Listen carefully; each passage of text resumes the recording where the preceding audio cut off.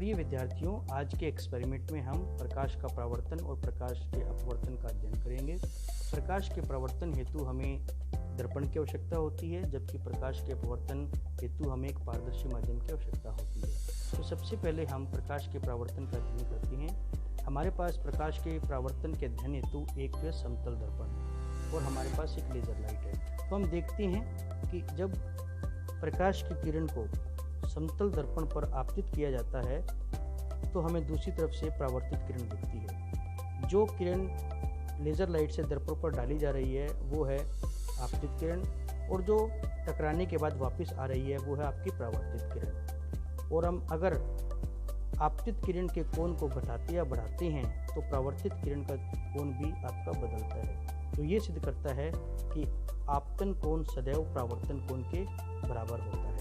इसी प्रकार से ये नियम भी सिद्ध होता है कि आपतित किरण, अभिलंब तथा परावर्तित किरण तीनों एक ही तल में उपस्थित होते हैं। यदि हम समतल दर्पण की जगह अवतल दर्पण या उत्तल दर्पण का इस्तेमाल करें तब भी ये नियम जो है परिवर्तित नहीं होता है, नियम सेम रहता है। ये हमारे पास जो है अवतल दर्पण है और हम देखते हैं तो इसमें भी क्या हो रहा है कि आपका जो है आपतित किरण है और परावर्तित किरण है, और कोण बदलने से आपका जो है आपतन कोण अगर चेंज होता है तो परावर्तन कोण भी आपका बदलता है, लेकिन दोनों सदैव हमेशा क्या रहते हैं, बराबर रहते हैं।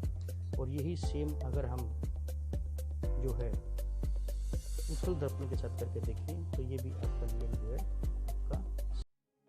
प्रिय विद्यार्थियों, अब परावर्तन के बाद हम प्रकाश के अपवर्तन के नियम का अध्ययन करेंगे। प्रकाश के अपवर्तन हेतु हमारे पास एक कांच की स्लैब है और एक प्रिज्म है।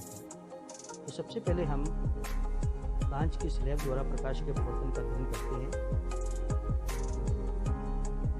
आप देख रहे होंगे कि जब आपतित किरण कांच की स्लैब में से गुजारी जाती है तो वह अभिलंब की तरफ झुक जाती है, जो कि एक अपवर्तित किरण है। ऐसा इसलिए होता है क्योंकि प्रकाश जो है प्रकाशित विरल माध्यम से प्रकाशित सघन माध्यम में प्रवेश कर रहा है। कांच के लिए यह माध्यम सघन है, जबकि वायु में किरण के लिए माध्यम विरल होता है।